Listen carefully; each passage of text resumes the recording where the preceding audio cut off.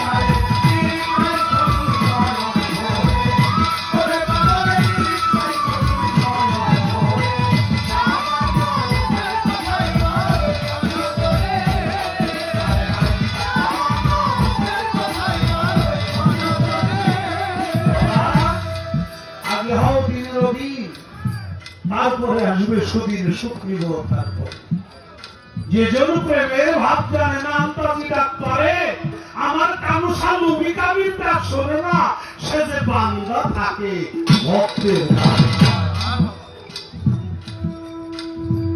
ভক্তিতেই হলো ভগবান, অভক্তি হয় অপমান। তাই বাবা ভক্তি যিনি দেয়, মনে প্রাণে যিনি ভক্তি করে, সে নিজেই এক সময় ভক্তি হয়ে যায়।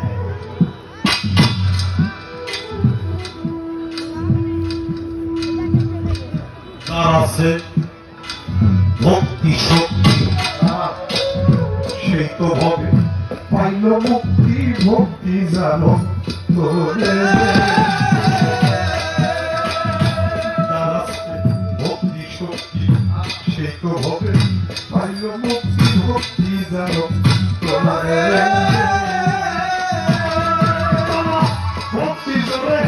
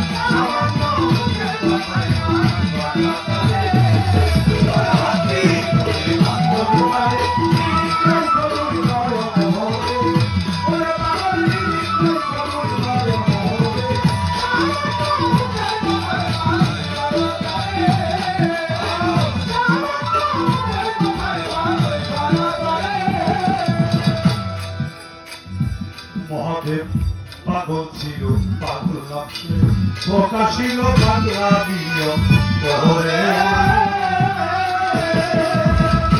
মহাদেব পাগল ছিল, পাগল লাগছে প্রকাশিল বাংলা নিয়ম করে।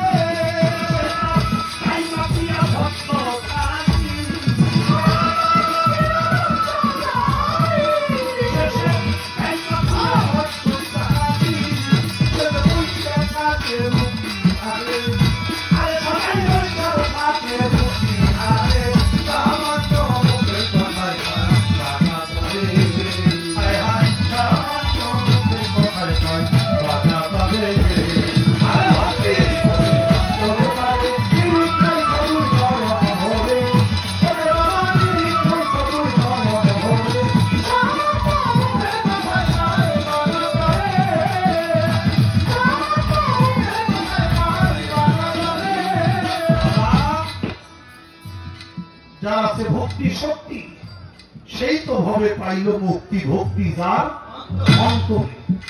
ভক্তির জন্য মাধব পাত্নী তার নৌকাটাও সোনা করে। মাধব ডাক দিয়ে কয় পার করবো না, প্রভু জোর কইরাই ভক্তের নৌকা। আপনারা জানেন অহুল্লা সে পাশানি হয়ে গেছে, পাথর হয়ে গেছে। গৌতম মণি অহুল্লার স্বামী, সেই মণিবরের কাছে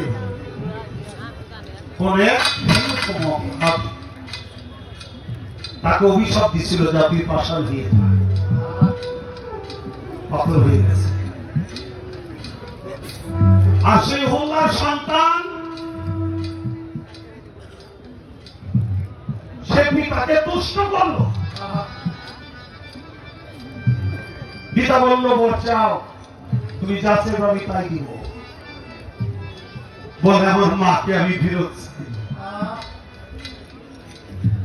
মা নাই গৃহে যার সংসারটা অরণ্যতার।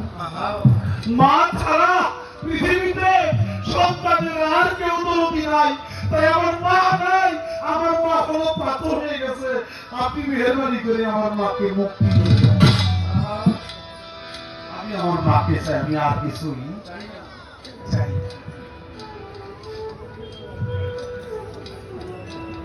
সদানন্দ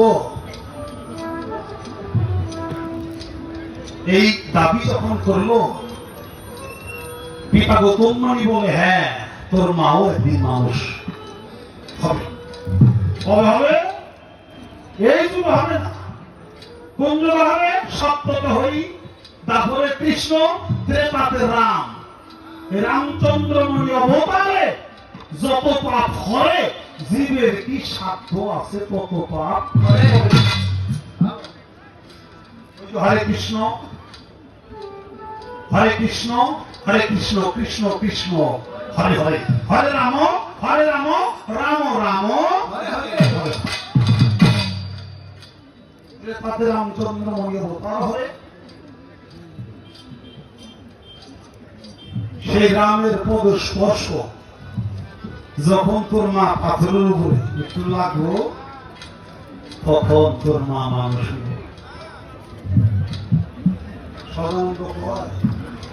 আমার এতদিন সহ্য না, যুগ সাধনায় বসে আছে। সাধনার এত ক্রিয়া যে যুগ সাধনায় বসে যুগটাই চেঞ্জ করে ফেলছে। সত্যের পরে আসবে তাপর, মানে একের পরে দুই, দুই নাই সে একের পর আসে তিন, সত্য ত্রেতা দাপর।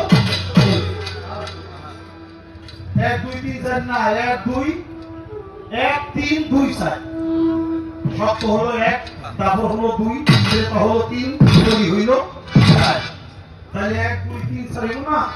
কিন্তু হিন্দু সনাতন ধর্মে এভাবে গুণেরা সনাতনে বলা হয় সত্য ত্রেতা তারপর দুই, মানে এক তিন দুই চার।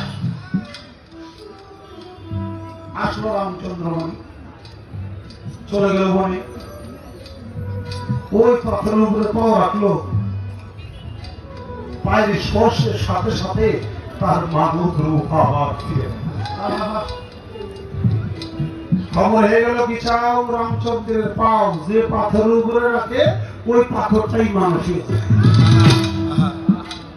এবার নৌকা নদী পাড়ি দিবে, নদী পাড়ি দিবে। মাধবকে বলে মাধব আমাকে একটু পার করে দে। না তোমার আমি পার করতে পারবো না। কেন মাধব? আমি কি অপরাধ করেছি তুই সবাইকে পার করে দেস? তোর পারে তোর নৌকায় কোনো জাতিবে জাত কোনো কিছু মানুষ না।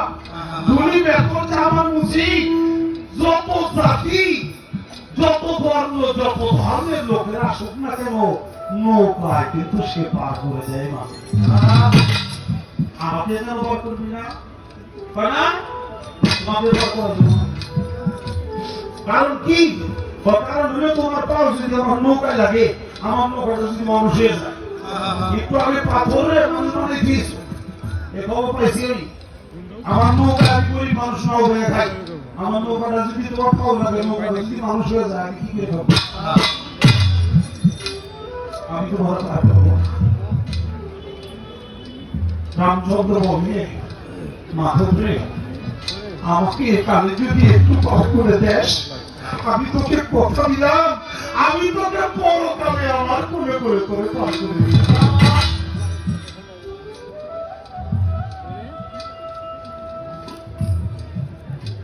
মাধব কথা শুনে বলে, ঠিক আছে প্রভু, তুমি যদি তাই করো, তাহলে আমার একটা শর্ত আছে তোমাকে পার করতে। কি? যে তোমার কোমরটা আমার নৌকায় রাখবা, আর পাও দুইটা পানি দিবি, যে পাও যদি ছোঁয়া না লাগে। ঠিক আছে মাধব, আমি তাই করবো। ভক্তের অধীন ভগবান, আমি তাই করবো। মাধব পাও আমাকে পার করে দিবি। গোলের মধ্যে কোমরটা রাখছে, পাও দুইটা পানিতে ভিজেছে, নৌকা বাইরে যায়। আর নানান রঙের মাছ, এর মধ্যে মকর মাছ। সেই মকর মাছ পায় আমার প্রভু কৃপা করে যখন পদযুগল পানিতে ভিজিয়েছে, তাহলে আমি এই সময় আমার মাথায় আমার প্রভুর পদযুগল মাথা করে আমি পার করে দিব।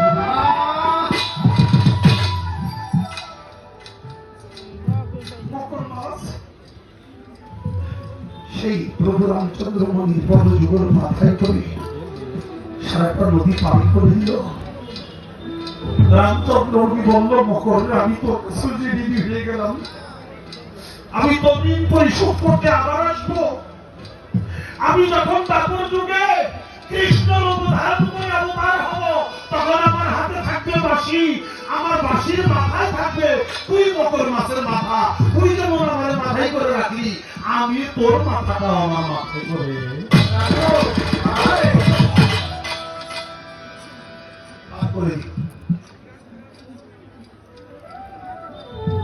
রামচন্দ্র মণি পাউটা একটু নৌকার মধ্যে ছোঁয়াছে।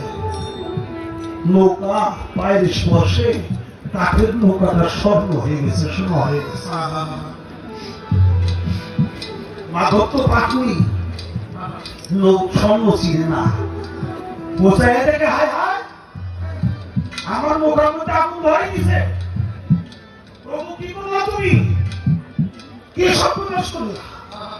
আমি তোমাকে পার করে দিলাম, করে দিলাম না, তুমি আমার মুখে আগুন ধরে দিলা। বলে, মাধব রে, তুই এতটাই বোকা, কাকে আগুন বলে কাকে স্বর্ণ বলে তাও তুই চিনিস না। তুই যদি এটা আগুনই ধরতো, তাহলে তুই কেন আগুনে পুরোস না, একবারও ভাবলি না।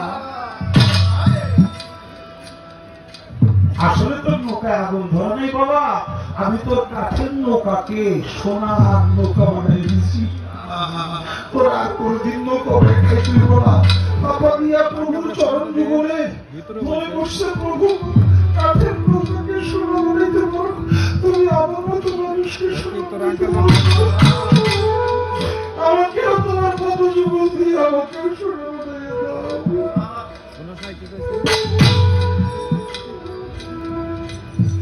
জানাচ্ছে ভক্তি শক্তি, কিভাবে পাইল মুক্তি ভক্তি জানে।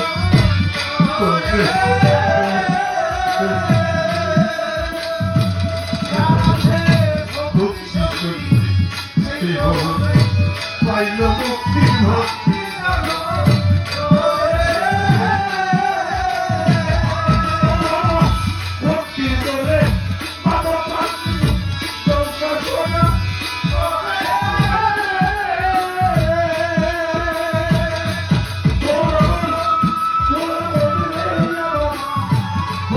জোরে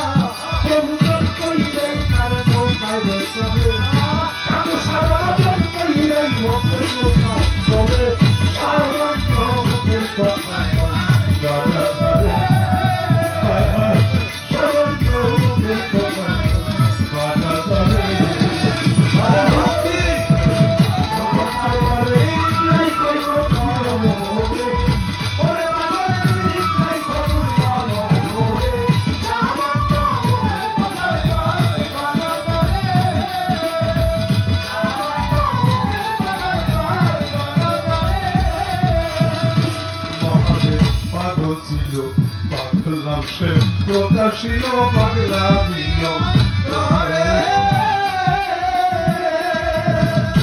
মহাদেব পাগল ছিল পাগল নাম প্রকাশিল পাগলা নিয়ম